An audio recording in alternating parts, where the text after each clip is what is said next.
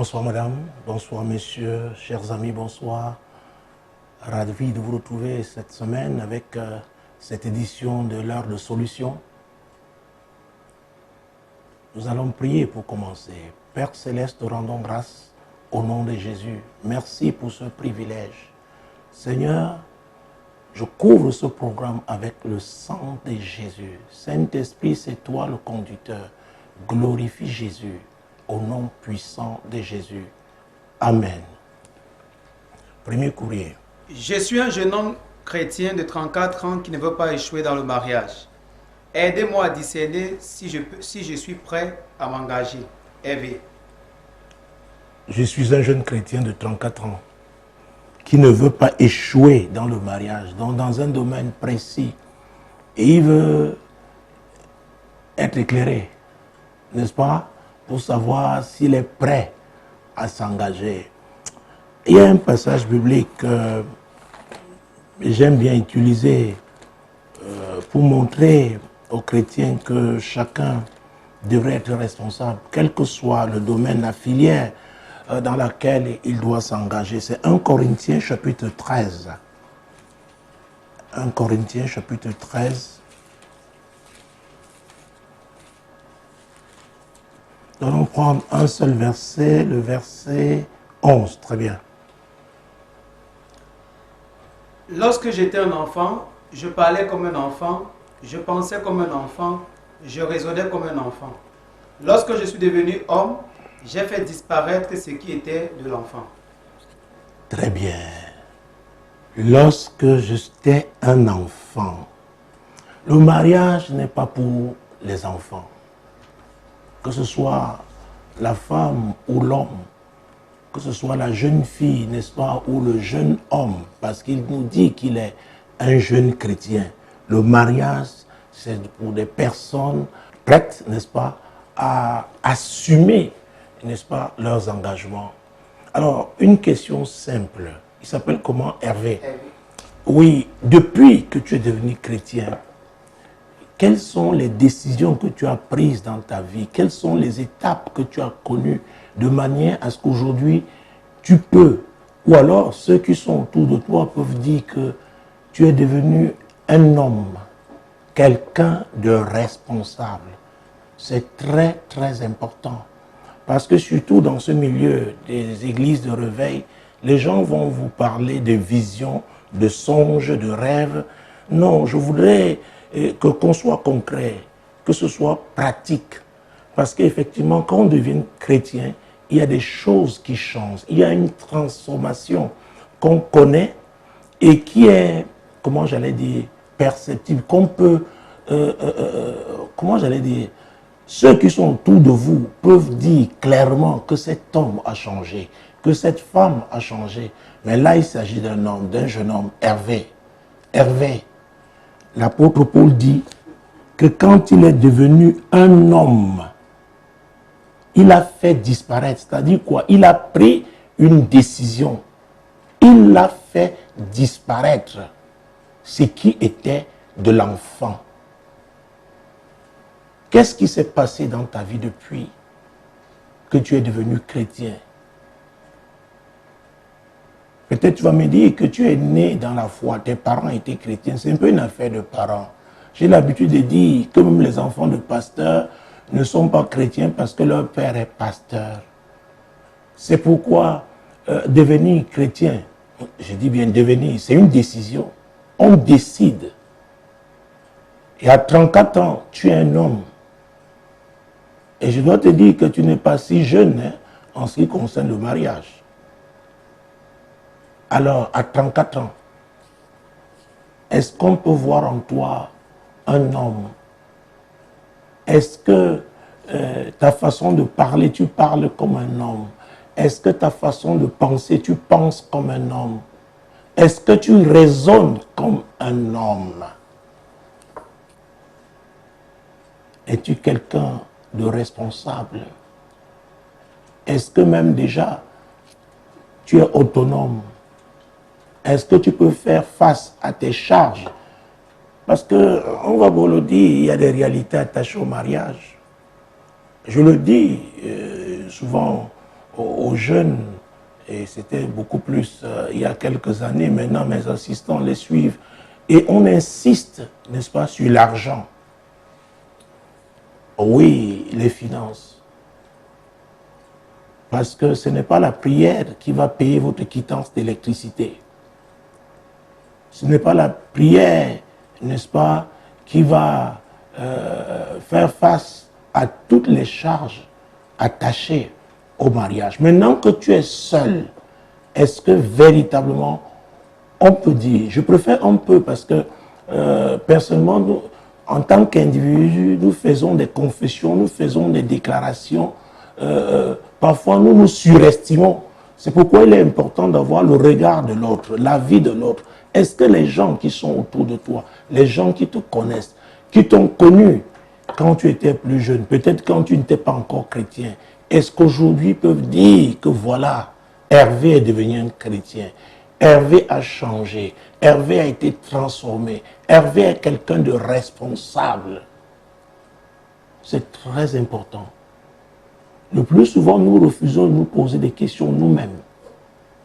En tant que chrétiens, nous disons non, c'est la prière qui va agir. C'est Dieu qui va nous transformer. C'est vrai, c'est lui qui nous transforme. Mais il faudrait que nous rendions, n'est-ce pas, qu'on se dispose à être utilisé, à être transformé par Dieu. J'allais même te poser la question de savoir, est-ce que tu es quelqu'un d'enseignable? Est-ce que tu es quelqu'un qui accepte, n'est-ce pas, la critique, qui accepte un avis qui soit contraire au tien? Parce que dans le mariage, ta femme n'aura pas toujours, ne partagera pas toujours ton avis.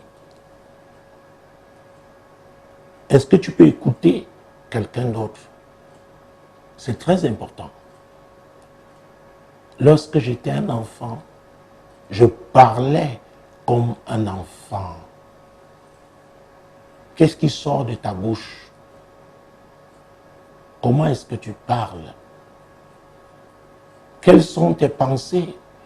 Est-ce que tu penses encore comme un enfant?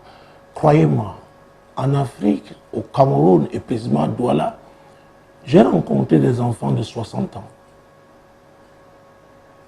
Je connais des gens qui sont grands-pères étant chez leur, dans la maison familiale. Et ils sont devenus grands-pères. Donc ce n'est pas seulement une affaire d'âge. Ce n'est pas seulement une affaire d'âge. Donc il y a des questions que tu dois te poser et tu dois laisser les autres te parler. Dis ce qu'ils pensent de toi. C'est très important. Vous savez, le témoignage, ce que les autres disent de vous est important aussi, surtout les personnes qui vous aiment, les personnes qui nous aiment. Nous devons permettre à ce qu'elles parlent. C'est très important qu'elles nous disent la vérité. Est-ce que tu es quelqu'un qui peut écouter? Est-ce que tu es quelqu'un qui peut se soumettre à une autorité? C'est vrai, vous me direz pour la plupart que non, vous avez votre relation verticale, c'est Dieu seulement. Si vous êtes soumis à Dieu, vous serez soumis à l'homme ou la femme que Dieu a placé. Oui, devant vous, au plan professionnel, ça peut être dans le cadre d'une association, ça peut commencer même à l'école. Vous savez, il y a des chefs de classe, il y a les délégués d'étudiants. C'est un niveau d'autorité qu'on exerce. Si vous contestez toujours l'autorité des autres, rassurez-vous qu'on contestera la vôtre à un moment ou à un autre. Et c'est une question difficile. Hein? Aidez-moi à discerner si je suis prêt. Je ne vous connais pas personnellement. Nous sommes amis dans le cadre de cette émission, l'heure de solution. Ce sont les personnes qui sont plus proches. Et si j'avais une autre question à vous poser, ce serait de savoir pourquoi est-ce que vous voulez vous marier? Parce que si on est prêt à se marier, on doit pouvoir répondre à cette question. Et j'ai l'habitude de dire aux jeunes chrétiens, aux jeunes hommes chrétiens, que pour moi, il serait important d'abord de prier pour savoir à quoi Dieu nous appelle. C'est très important. À moins que Dieu, dans sa souveraineté, nous dise clairement que nous devons nous marier. Alors Dieu va assumer, parce qu'il est Dieu. Et je dois te dire, Hervé, c'est une question, à vrai dire, qu'on devrait se poser tous aujourd'hui. Est-ce que la femme du jardin d'Éden est la même que celle d'aujourd'hui? Si tu veux ma réponse, je dirais non. Parce que Dieu avait dit, il n'est pas bon que l'homme soit seul. Nous utilisons toujours ce passage. Il lui faut une aide semblable à lui. Est-ce que nous sommes encore dans le même contexte? Il y a des femmes qui sont de très grands leaders. Et alors, se soumettre à l'autorité d'un homme, il faudrait que celui-là ait la capacité de pouvoir la conduire.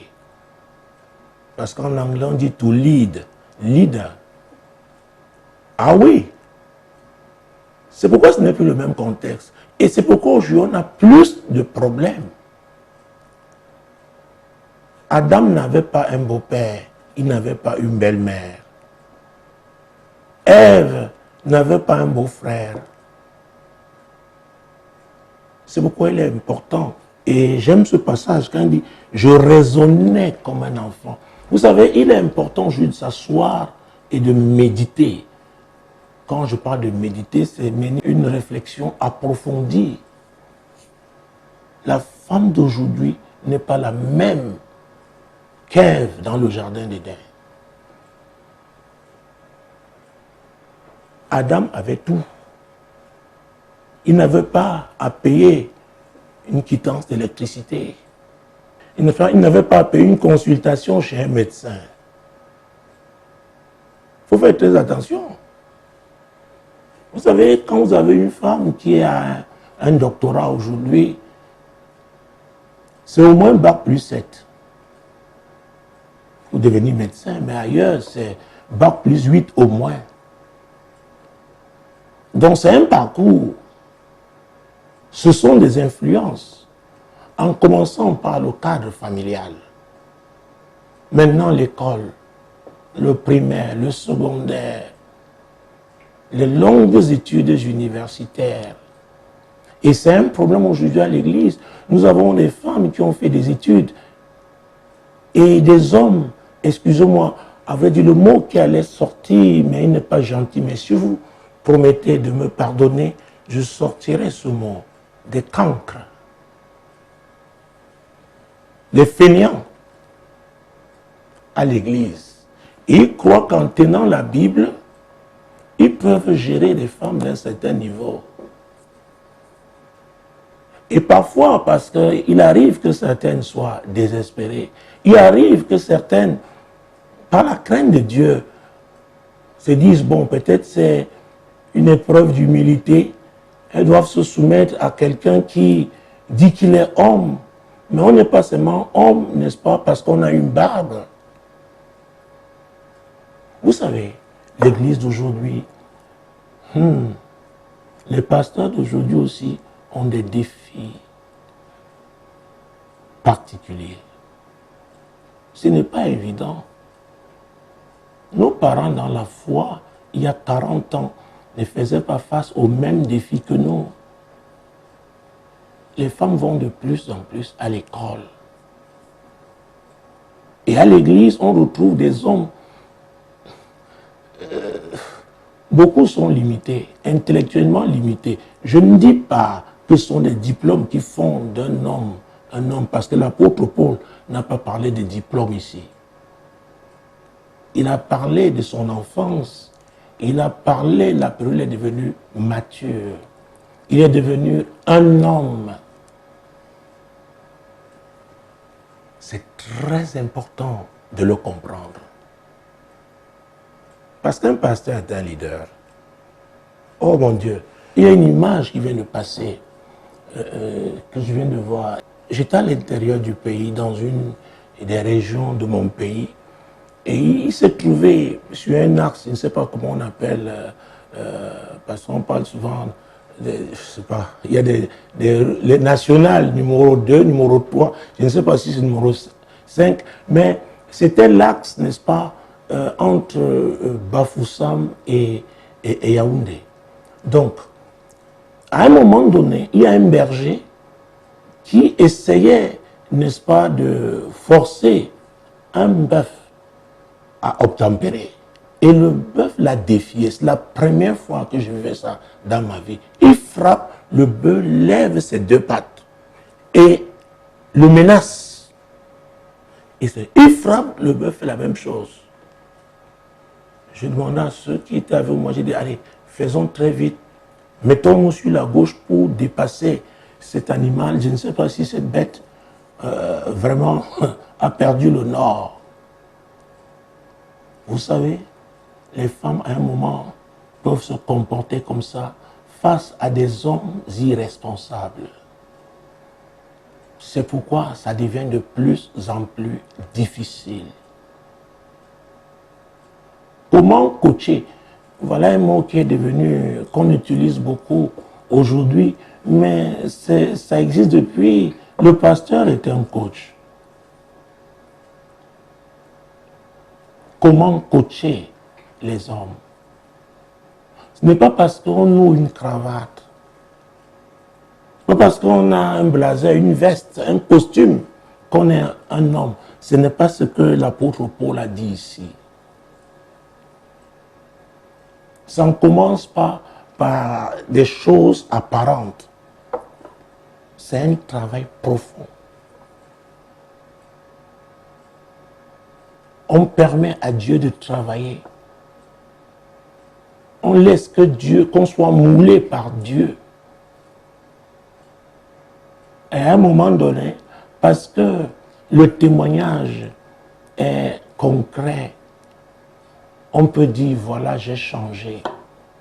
Avant, j'étais un enfant. Maintenant, je suis devenu un homme.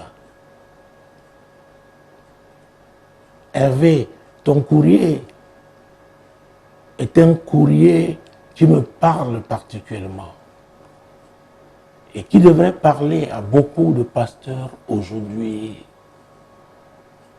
Parce que un de nos soucis, c'est former des leaders. Un chef de famille est un leader. Donc, quand vous vous mariez, vous devenez un leader. La femme, là, il faudrait qu'elle se soumette à votre leadership. Et il faudrait que ce leadership soit crédible. Quel type de raisonnement allez-vous mener? Vous savez, les femmes d'aujourd'hui, avant de vous poser une question, elles vont sur le net, elles collectent des informations. Donc, quand elles viennent vous poser le problème, elles sont préparées. C'est très important. Et de plus en plus, les hommes devront être des hommes cultivés. Parce que vous devez être le champion de votre femme. Elle devait être fière de vous et non faire sa honte. C'est pourquoi le plus souvent, vous entendez les hommes dire, oui, elle est rebelle, elle est rebelle. Ouvrez le fond du dossier. Quand vous prenez des décisions catastrophiques, à chaque fois, il faut toujours recommencer. Parfois, elle doit couvrir vos bêtises, assumer la honte de la famille. On ne peut pas le faire éternellement. On ne peut pas le faire éternellement. Il m'est arrivé que les hommes me mettent en colère à l'église. Heureusement, l'apôtre Paul, c'est lui encore qui a dit que si on se met en colère, qu'il ne faut pas pécher. Parce que la colère peut vous amener à pécher. Parce que quand vous voyez un chef de famille, et j'ai eu ces situations vraiment dans mon bureau, La femme vient, sollicite un rendez-vous. Je lui accorde le rendez-vous. L'homme, au départ, il parle avec son ego d'homme. Vous savez, les hommes charnels, orgueilleux, arrogants. Or, il y a des femmes méthodiques. Elles commencent pas à pas. Vous voyez comment l'homme est dégonflé comme une vessie. Et à la fin, vous, le pasteur, après tout, vous êtes un homme. Vous êtes très mal dans vos souliers. Des hommes insensés. Donc quand l'apôtre Paul dit, lorsque j'étais enfant, je parlais comme un enfant, je pensais comme un enfant, je raisonnais comme un enfant. Lorsque je suis devenu homme, ça dit, il n'était plus un insensé. L'apôtre Paul dit qu'il y a eu un changement dans sa façon de raisonner.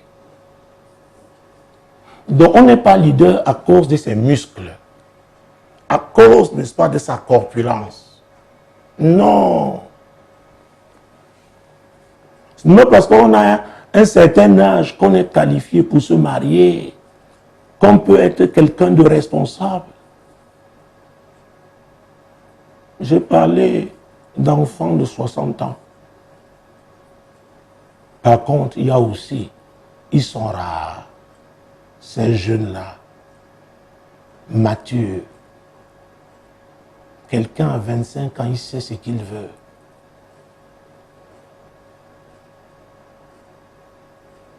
Il sait ce qu'il veut. Alors, Hervé, est-ce que tu sais véritablement ce que tu veux? Vous savez, un jour, un de mes assistants me disait, papa, vraiment, je réalise que beaucoup de jeunes qui veulent se marier, c'est à cause du sexe. Et c'est vrai, l'apôtre Paul a dit que si on brûle, il faut se marier. Mais il faut mettre ce passage dans son contexte. Ma façon de comprendre ce passage, c'est-à-dire des personnes qui sont déjà engagées, qui s'aiment, qui sont convaincus que c'est la volonté de Dieu, alors ne devraient pas perdre le temps, n'est-ce pas, en tirant en longueur des fiançailles, n'est-ce pas, qui durent. Ces personnes-là devraient se marier parce qu'il est arrivé qu'on ait des gens qui pensent organiser une si grande fête. Heureusement qu'avec ce virus aujourd'hui, tout est limité. Dans certains pays, dans une salle, on ne veut même pas plus de 10 personnes. Donc, économiquement, financièrement, les gens n'ont plus à se déployer, à amasser d'importants montants d'argent pour se marier. Mais si votre problème, c'est seulement le sexe, quand vous aurez celle-là à la maison, vous convoiterez une autre. Donc il y a un travail qui doit être fait, que chaque homme qui aimerait se marier doit laisser Dieu faire dans sa propre vie. Et l'apôtre Paul nous dit qu'il a fait. Il s'est soumis à Dieu. Il a compris qu'il avait des décisions à prendre. C'est lui qui a pris la décision de faire disparaître ce qui était de l'enfant. Qu'est-ce que tu as fait disparaître de ta vie? Tu as 34 ans aujourd'hui. Est-ce que ton entourage peut témoigner de ton changement, de ta transformation? Et c'est pourquoi je dérange le plus souvent, parce que j'amène les gens à raisonner eux-mêmes. Les gens viennent avec des visions, ils viennent avec leurs songes, mais du jour au lendemain, les visions changent. Comme si Dieu, n'est-ce pas, était si instable. Comme si lui, il était un enfant. Or, la Bible dit que Dieu n'est pas un homme pour mentir, ni un fils pour se repentir. Ce qu'il a dit, il le fera. Ce qu'il a promis, il va l'exécuter. Donc, il y a un travail qu'on doit faire. Vous savez, de plus en plus, on parle du développement personnel aujourd'hui. Je pense que ça s'adresse à chacun d'entre nous. C'est bien d'avoir des diplômes universitaires, mais les amis, la vie n'est pas seulement une affaire de diplômes. On doit savoir ce qu'on veut et s'équiper par rapport à l'objectif qu'on a. Dieu n'a pas forcé Paul à faire disparaître ce qui était de l'enfant. Quelqu'un disait, priez pour que je ne commette plus l'adultère. On ne peut pas faire ce genre de prière. Priez pour que je ne vole plus. On ne peut pas faire ce genre de prière. Priez pour que je ne mente plus. Hey, il y a des décisions que l'on doit prendre soi-même. La vie est une affaire de choix. Dieu avait dit par Josué, j'ai mis la mort de la vie devant vous, mais choisissez la vie. Il y a un choix. On ne naît pas chrétien. Bon, c'est vrai, on peut naître dans une famille chrétienne, mais à un moment donné, et toi qui as 34 ans, c'est un choix. Le salut est une affaire personnelle. Ah oui. Bon, prenons Proverbe chapitre 15, verset 33, parce que j'aime trop citer ce verset. Et là, ce sera, je te poserai la deuxième question, n'est-ce pas? Parce que j'ai dit tout à l'heure que j'ai l'habitude de conseiller aux hommes d'essayer de demander à Dieu d'identifier leur appel. Mais prenons Proverbe chapitre 15, verset 33 et lisons ce verset. La crainte de l'Éternel enseigne la sagesse et l'humilité précède la gloire. La crainte de l'Éternel enseigne la sagesse.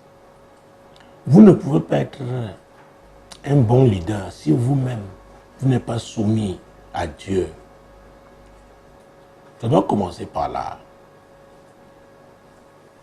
Et quand vous craignez Dieu, vous ne pouvez pas faire n'importe quoi.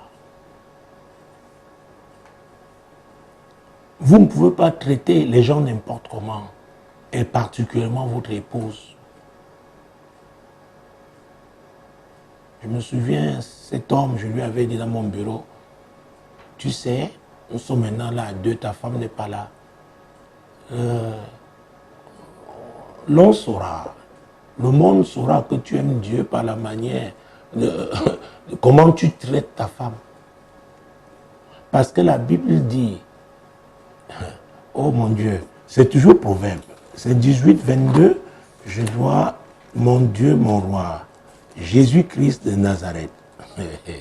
Oh, Proverbe 18, verset 22. Celui qui trouve une femme trouve le bonheur, c'est une grâce qu'il obtient de l'Éternel. Pour obtenir cette grâce-là de l'Éternel, c'est vrai que c'est quelque chose d'immérité. Mais je dois vous dire qu'il serait mieux, et c'est le conseil que je donne, se soumettre d'abord à l'Éternel. Quand on se soumet à l'Éternel, l'Éternel va nous enseigner sur les bénéfices, n'est-ce pas, qu'on a en devenant humble. Il nous montrera que l'humilité, c'est pour notre bien. Parce que cette humilité-là qui précède la gloire, c'est elle qui ouvre les portes de la gloire, la vraie gloire, pas celle de ce monde. La gloire éternelle. La gloire qui vient de Dieu. La crainte de l'Éternel. Alors l'apôtre Paul, pourquoi il a décidé d'abandonner ce qui était de l'enfant? Parce qu'il a compris que ce n'était pas conforme à la volonté de Dieu. Il avait la crainte de l'Éternel. Et il voulait accomplir la mission que Dieu lui a confiée. Il avait un objectif. D'ailleurs, il disait, je cours de manière à remporter le prix. Il ne voulait pas un lot de consolation. C'est pourquoi il a dit que l'athlète n'est pas couronné s'il n'a pas, n'est-ce pas, couru selon les règles. Donc chacun devrait permettre qu'on lui parle. Surtout les personnes qui, n'est-ce pas, qui vous aiment. Vous devez permettre qu'elles vous fassent des remarques, des observations, même quand ça ne vous plaît pas. Parce que dans le mariage, votre conseillère sera votre femme. Vous allez recueillir son avis, n'est-ce pas, dans un certain nombre de situations où vous êtes appelé à prendre des décisions. Parce que vous n'êtes plus seul, vous engagez la famille. Et maintenant, il y a un mot qui me vient à l'esprit, le mot sacrifice. Est-ce que vous avez appris à faire des sacrifices? Sacrifices en Afrique, beaucoup croient que c'est égorger une chèvre. Ces sacrifices-là sont proscrits, n'est-ce pas, par la Bible, parce que le plus grand sacrifice, c'est Jésus-Christ. Écoutez-moi, il n'y a pas de mariage sans sacrifice. Vous allez sacrifier une partie de votre liberté parce que vous avez quelqu'un qui est avec vous désormais. Et c'est pourquoi il arrive que les pasteurs soient aussi des mauvais époux. Parce qu'ils passent le temps avec les fidèles à l'église, mais parfois très peu de temps avec leur épouse. Vous voyez que la fête de mariage là s'adresse à tout le monde. J'ai connu des pasteurs qui restent au bureau jusqu'à des heures, n'est-ce pas, indues, parce qu'ils ne veulent pas retrouver leur épouse à la maison. L'atmosphère est morose. Et c'est pourquoi cette émission s'appelle l'heure de solution. Excusez-moi, vous êtes un pasteur et vous fuyez votre femme à la maison et vous vous réfugiez dans le ministère. Croyez-moi, la décadence a commencé. Parce qu'on ne peut pas donner ce qu'on n'a pas. Donc on parle de sacrifice, on doit être mesuré. Il faut la sagesse.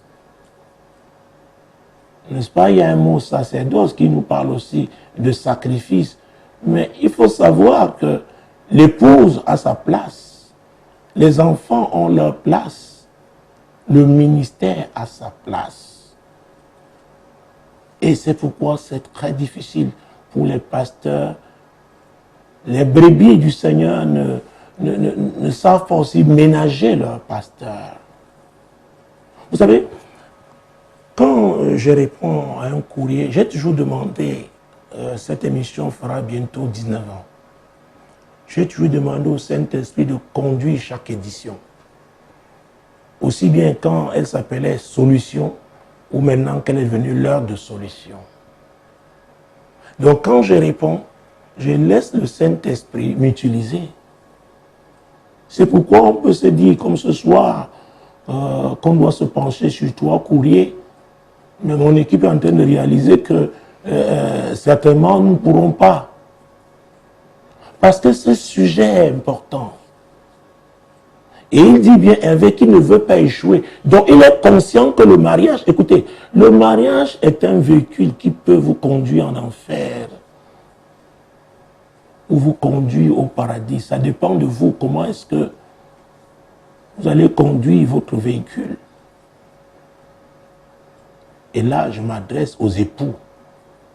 Parce que l'homme est le commandant de bord de cet avion et la femme est le copilote.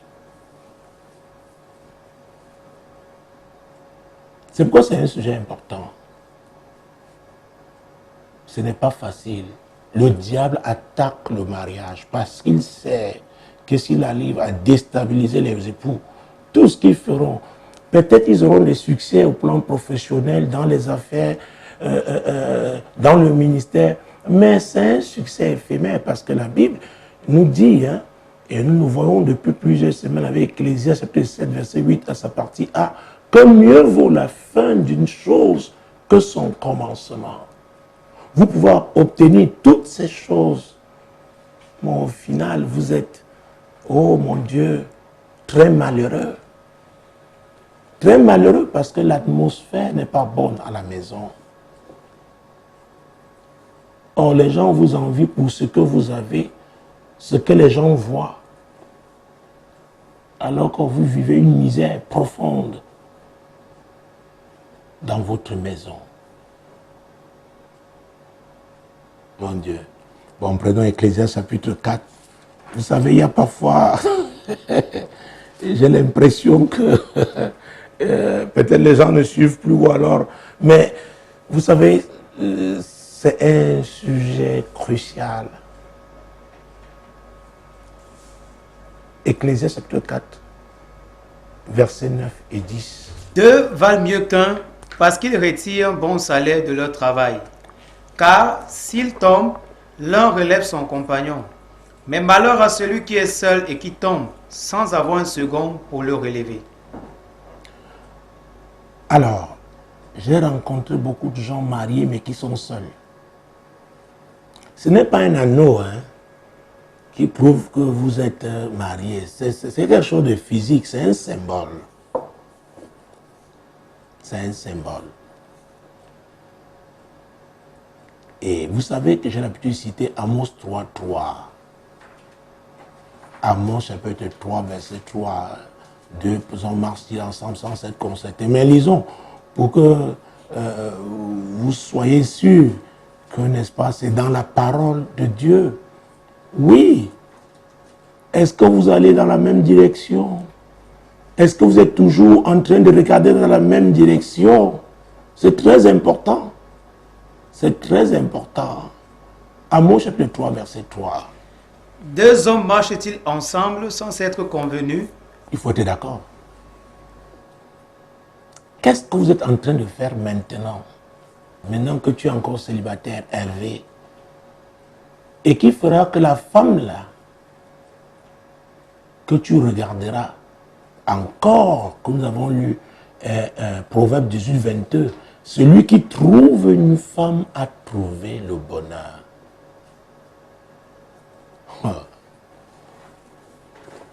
La Bible n'a pas dit que celui qui trouve une femelle. La Bible n'a pas dit celui qui trouve une fille, mais parle d'une femme. Vous voyez, l'apôtre Paul a dit qu'il était devenu un homme. Et j'en profite aussi pour dire que la jeune fille doit devenir une femme. Donc la femme aussi doit laisser Dieu œuvrer dans sa vie, la préparer à assumer ses responsabilités en tant que femme dans le cadre du mariage. Ah oui, il y a cette histoire, il y a plus de 20 ans aujourd'hui, 30 ans même.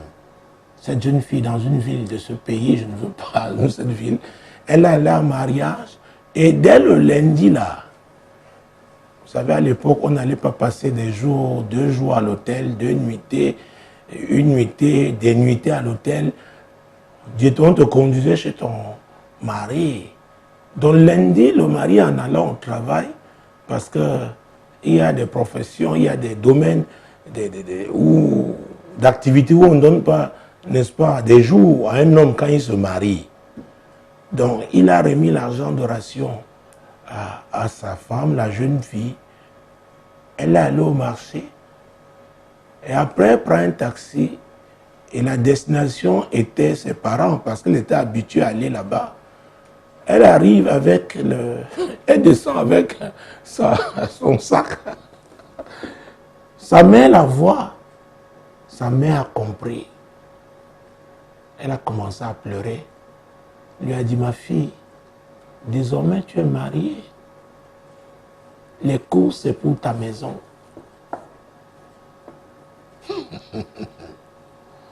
Il y a eu une histoire et ça, permettez-moi de ne pas donner les détails parce que on va dire que ce sont des filles du village, on va dire que ce sont des filles qui n'ont pas été à l'école, mais c'est quelqu'un de haut niveau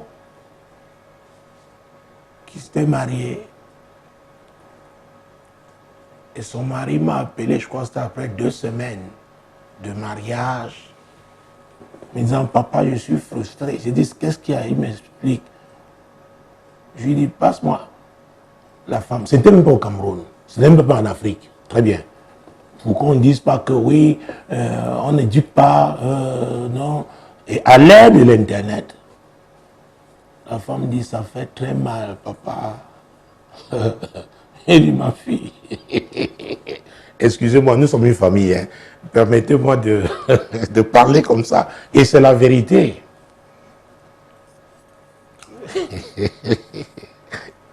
Et j'avais dit à l'homme, tu n'as même pas pris un peu d'huile, prends-lui. Il dit, j'ai essayé comme ça.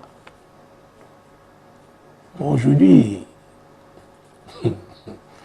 c'est un chef de famille. Ce sont les réalités. Attachons au mariage. Il y a des choses que Dieu peut faire, il y a des choses que vous-même qui allez faire. Ne vous mariez pas, tu dis, Seigneur, je prie, s'il te plaît, Seigneur, touche le cœur de la coiffeuse pour que quand ma femme ira au salon de coiffure, elle ne paye pas. Bon, peut-être Dieu peut faire une fois, c'est possible, hein? Mais, cher ami, c'est concret. Oh. Les femmes qui me regardent en ce moment, une m'avait dit à mon bureau, papa, je ne te cache pas, c'est gros.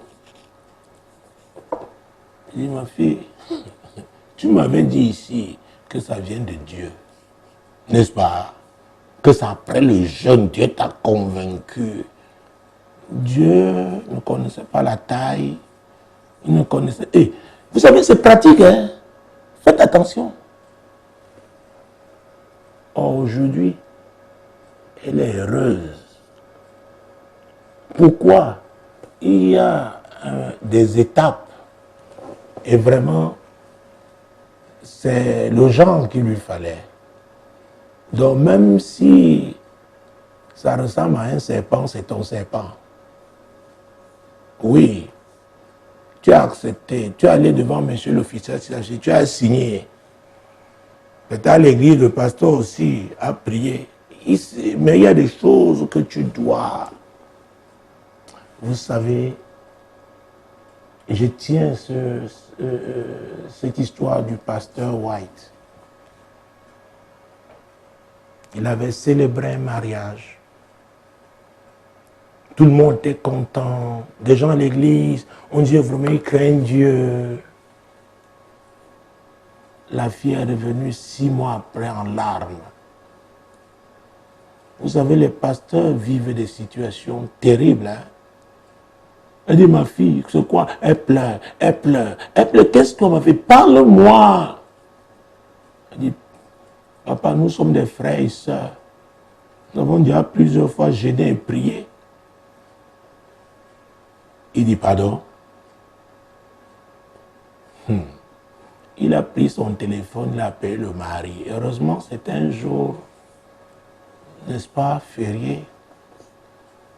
L'homme est arrivé, il lui a dit, écoute, voici mon bureau, voilà le frigo, voilà la salle d'eau. Je ne vous envoie pas chez vous, ce sera dans mon bureau. Il faudrait que, comme je m'en vais là, je reviendrai. J'attends de toi que tu me dises quelque chose de bon. Il y a des pasteurs terribles, il les a enfermés dans son bureau. Sa femme était surprise, elle a vu arriver, elle dit, mais tu m'as dit que tu vas profiter pour aller travailler, liquider un certain nombre de dossiers. Pourquoi tu arrives? Il dit, non, vraiment, bon. Il est resté avec elle à la cuisine. Et bon, ça veut dire quoi? Nous allons manger ensemble à midi. Il dit, non, attends, je fais un tour au bureau. Il arrive, il ouvre le bureau. L'homme était en larmes. Il n'arrivait pas à avoir des rapports sexuels.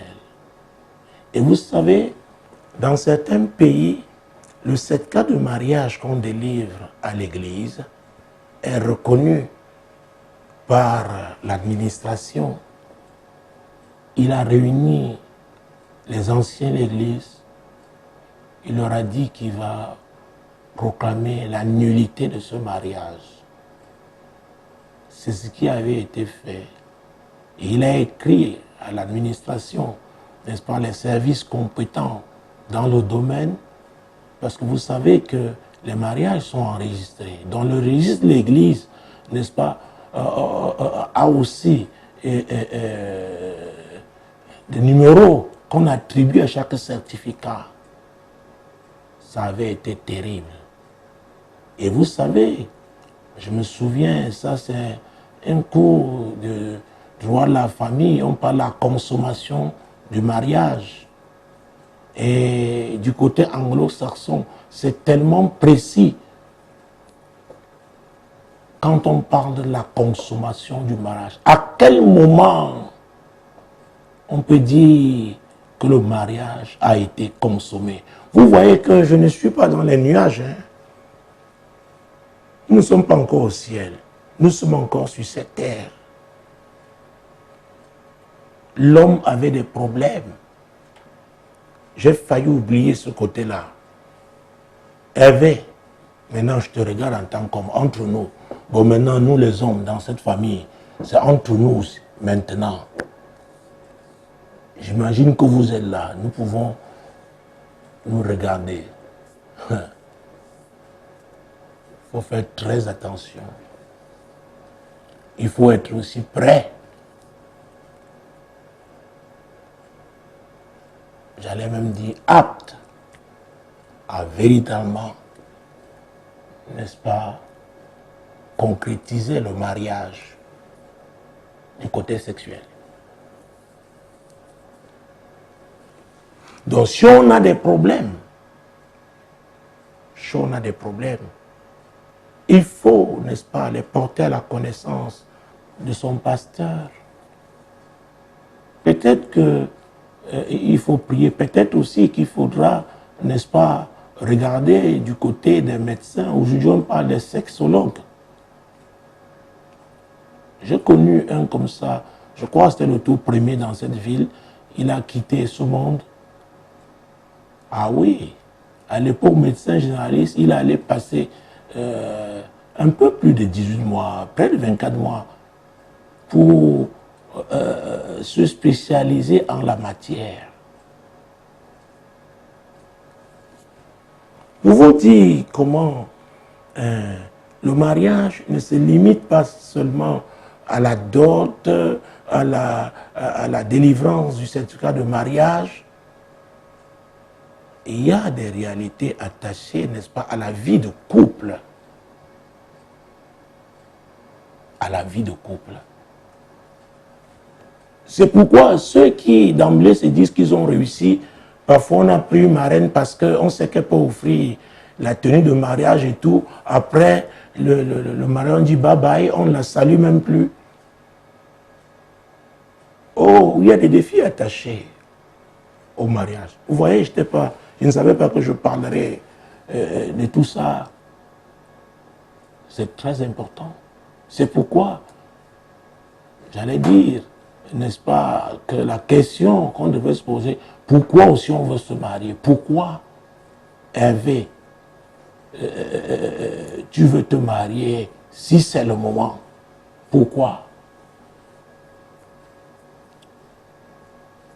Vous savez, il y a quelques années, un jeune homme avait choisi pour chef de délégation, n'est-ce pas, une cérémonie ou d'autres, quelqu'un qui ne savait pas comment parler. Vous savez, c'est aussi un art, présenter les choses, surtout en Afrique. Il dit oui, vraiment, son fils travaille, les impôts lui coûtent très cher, vraiment le prélèvement est très élevé, il trouve qu'il doit se marier. Et un homme qui se marie pour que les impôts baissent, ce n'est pas un bon motif. Pourquoi? Pourquoi? Oh, je vais raconter cette histoire. C'est du côté du Zimbabwe. Oh, cet apôtre qui nous a raconté cette affaire, mon Dieu, mon roi, à l'église, une femme qui chantait, chantait. Il y a un jeune homme vraiment qui était sur les nuages. Il s'est dit, s'il épouse cette chantre, alors Dieu va résider dans sa maison. Il a tout fait. Finalement, la fille a accepté. Après la célébration, ce mariage et tout, la fête et tout, ils se retrouvent. Ce n'était pas l'heure de la prière. Hein. La femme avait attendu ce jour-là toute sa vie. Mon Dieu, mon roi. Maintenant, vous savez, les femmes, elles savent bien se maquiller et tout. Parfois, il y a les greffes, il y a les perruques, les mèches indiennes, brésiliennes, péruviennes. Oh. Quand on enlève, on voit tout ça. Quand la femme, il a regardé, il a dit, s'il te plaît, chante. Chante. Or, la Bible dit qu'il y a un temps pour tout. Pourquoi elle allait enlever tous ces artifices? Vous savez, il y a un genre de maquillage artistique. On cache même les cicatrices. Maintenant, tu vois quelqu'un apparaît, tu crois que c'est le dragon ou une forme de gorille. Excusez-moi, mais je le dis parce que, vous savez, c'est compliqué. Parce que quand les gens ont déjà franchi ce pas-là et qu'il y a la catastrophe, il y a les dégâts, même collatéraux, parce que les autres jeunes qui ont célébré étaient en joie, se disent, oui, voilà, maintenant ça devient un échec cuisant. Le pasteur doit gérer ça, il doit affronter ça. C'est terrible. C'est pas, ne crois pas que c'est une décision légère. Je veux me marier, Dieu m'a dit, Dieu t'a dit, et toi-même, qu'est-ce que tu dis? Le pasteur passe, il arrive qu'il passe de mauvais moments à cause des décisions que des gens ont prises et sont incapables, n'est-ce pas, d'assumer. Nous avons lu Ecclésiaste 4, versets 9 et 10. Pour vous rafraîchir la mémoire, relisons encore ce passage parce que il était important que je le commente. Deux valent mieux qu'un parce qu'ils retirent un bon salaire de leur travail. Car s'ils tombent, l'un relève son compagnon. Mais malheur à celui qui est seul et qui tombe, sans avoir un second pour le relever. Ah, je disais qu'il y a des gens qui sont mariés mais qui sont seuls. Et j'ai rencontré des femmes comme ça. À vrai dire, et même la plupart étaient comme des femmes déformées, des hommes. Vous voyez, elles portent tout, elles font tout. Le mari feignant est derrière. Elles font. Mais à un moment donné, elles sont rattrapées par les réalités de la vie. Parce qu'il y a des choses, des responsabilités qu'une femme ne peut pas, n'est-ce pas, toute sa vie. Des fardeaux qu'elle ne peut pas porter en tant que femme. C'est l'homme. Mais elles sont là. Et vous les voyez. Elles sont là. Mais un jour, vous voyez, c'est comme un château de cartes qui s'effondre. Elles n'ont plus la même énergie. Peut-être n'ont plus les mêmes moyens financiers. Eux m'avaient écrit toujours dans le cadre de cette émission qu'elle a réalisé que son mari l'avait épousée par intérêt. Depuis qu'elle a perdu son travail, maintenant, il ne la regarde plus. Il est devenu infidèle.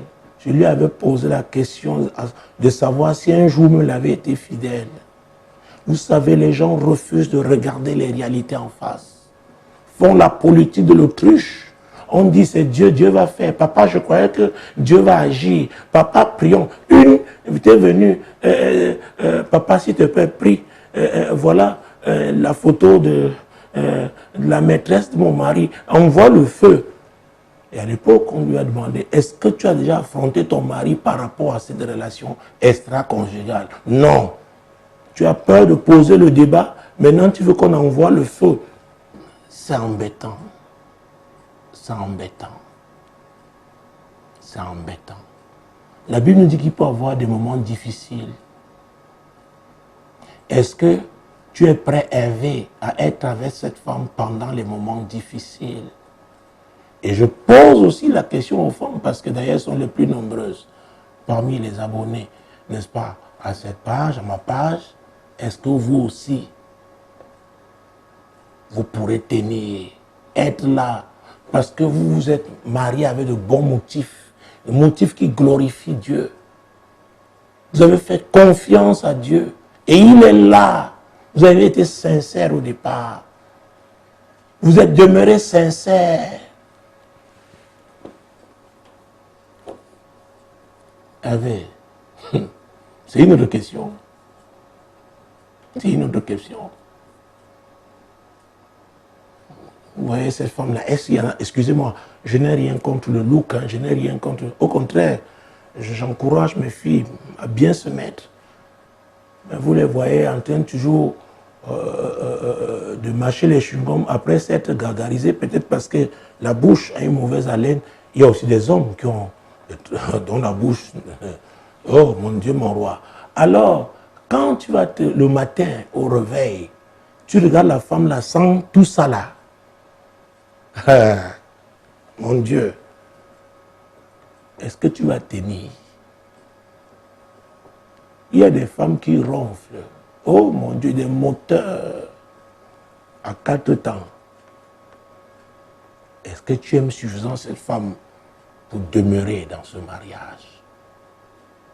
Est-ce que tu es prêt? Tout comme aussi des hommes, il y avait un, n'est-ce pas, dans notre quartier on l'appelait moteur. Parce que quand il ronflait, vous passiez à côté de la maison, mon Dieu. Alors que sa chambre n'était pas, n'est-ce pas, proche de la route. Mais sa femme avait donc la grâce de supporter ça parce que effectivement, c'est l'homme que Dieu lui avait donné. Pour dire que le mariage, le choix d'une épouse, ça ne s'arrête pas à ce qu'on voit, ce qui est apparent. Peut-être vous aimez les femmes effilées. Avec le temps, elle peut prendre, n'est-ce pas, des rondeurs. Est-ce que tu pourras continuer? C'est pourquoi, vous savez, je me souviens, je parlais de ça à un repas à Bujumbura. C'est une Camerounaise qui m'avait invité, elle s'appelait Joël, épouse d'un coopérant allemand. Et elle avait invité une grande femme de ce pays qui avait été commissaire, n'est-ce pas, du côté de Yaoundé, notamment à la police des frontières. Et ce jour-là, on parlait après du mariage. Je lui ai dit, et je disais, vraiment, une femme ou un jeune homme qui veut se marier, vous savez, nous au quartier, on dit péter. Est-ce que... Parce qu'il y a une chose, excusez-moi, je vous regarde droit dans les yeux, en imaginant que vous êtes là devant moi. Il y a des moments, même si vous ne voulez pas vraiment, vous voulez serrer les gaz là, que ça empêche que ça sorte. Mais la nuit, pendant que vous dormez, c'est comme les pétards. Vous savez, pendant les périodes de Noël, les enfants faisaient ça. Vous retournez, vous dites, mais ça vient d'où? Il y a un attentat ou quoi? Mais c'est là, c'est dans votre lit. Et l'odeur n'est pas toujours agréable. Est-ce que tu vas demeurer? Nous devons prier. Nous devons prier. Et je voudrais que nous prions pour tous les hommes là qui aspirent au mariage. C'est très important qu'ils se posent des questions importantes, des questions cruciales et qu'ils laissent Dieu leur parler, qu'ils laissent Dieu faire un travail, le travail nécessaire, n'est-ce pas, avant qu'ils ne se marient. C'est très important. J'ai un de mes fils médecin qui va se marier dans quelques jours, n'est-ce pas, du côté de Yaoundé. Et comme pouvait dire quelqu'un, ça a pris du temps. Ça a pris du temps. Ça a pris du temps. Et je suis content pour lui, n'est-ce pas, pour cet événement heureux dans sa vie. Je souhaiterais que tous les hommes aussi le connaissent, nos amis, n'est-ce pas, sur Facebook, ceux-là qui sont abonnés à cette page. Prions véritablement pour que Dieu les aide, que Dieu leur rende ministère en ce qui concerne, n'est-ce pas, le mariage. Cette décision est une décision cruciale pour la vie. Père Céleste, je prie au nom de Jésus pour tous les hommes, à l'instar d'Hervé qui aspire au mariage. Seigneur, il y a un travail que tu dois faire dans la vie de chaque homme. Je prie afin que chacun se soumette à toi et te laisse, n'est-ce pas, le transformer pour le préparer véritablement à pouvoir épouser la femme que tu auras aussi préparée.